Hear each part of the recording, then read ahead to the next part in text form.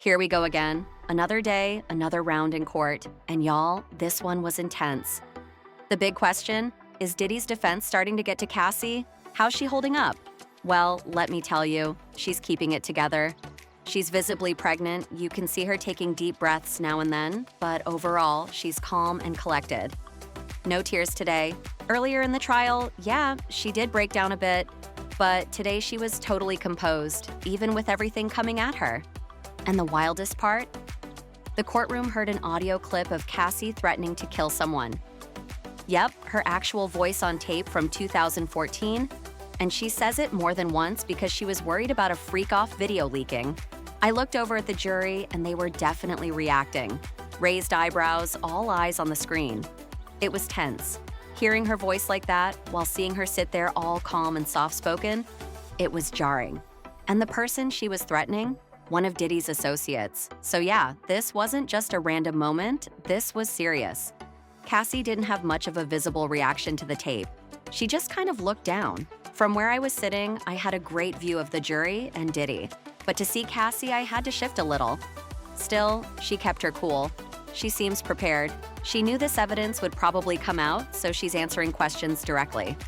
When she doesn't remember something, she says so. No games. Meanwhile, the defense has been working overtime trying to poke holes in her testimony, especially around the rape allegation she made about something that happened near the end of their relationship. They're digging into the timeline, asking her specific dates, trying to catch any contradictions. And they brought up her now husband, Alex Fine. They asked Cassie about getting a FaceTime call from him while she was still sexually involved with Diddy. The defense is clearly trying to make it look messy, to say, hey, can we trust this witness if she was involved with both men at the same time? They even pulled phone records and messages to try and back it up. But at the end of the day, this trial isn't just about who she was in bed with. It's about a criminal enterprise, serious abuse allegations, and manipulation over years.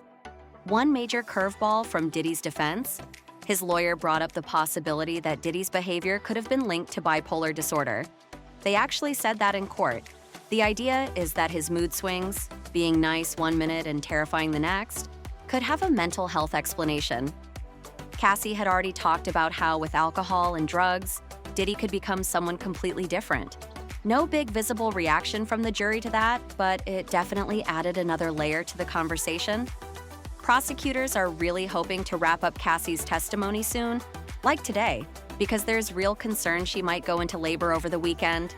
She's that far along, you can see it. She's asking for breaks, breathing deeply, trying to take care of herself while still answering every question thrown at her. It's not a stretch to say they want her off the stand so she can focus on her baby. And of course, more text messages came up in court today.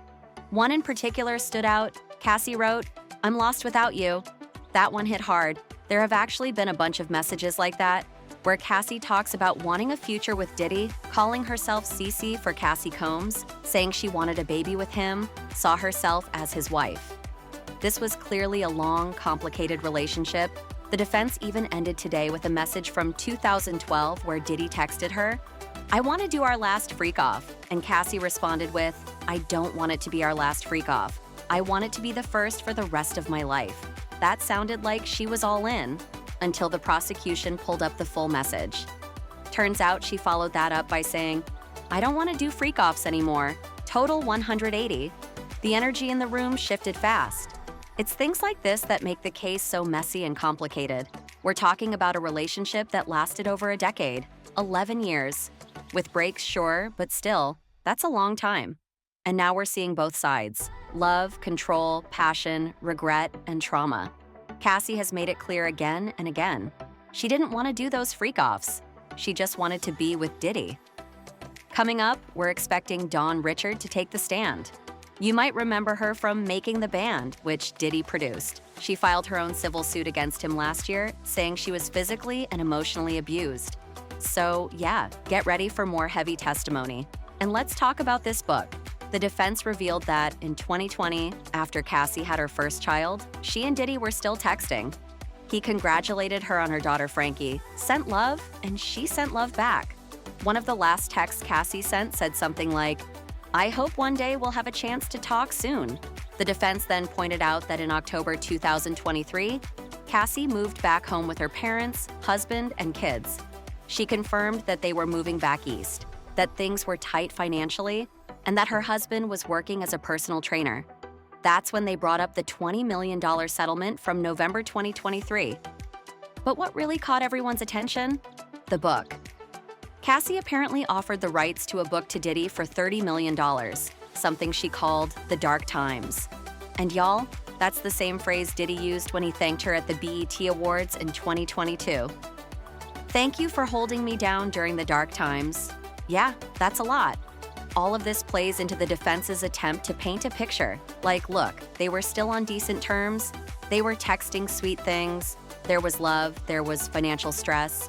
And maybe, just maybe, this is all motivated by more than just justice. But then there's Cassie, calmly testifying, saying she doesn't hate Diddy, not even now. She said, "I never hated him."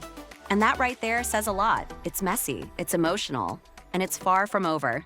More testimony is coming, and I'll be here to break it all down. Stay tuned.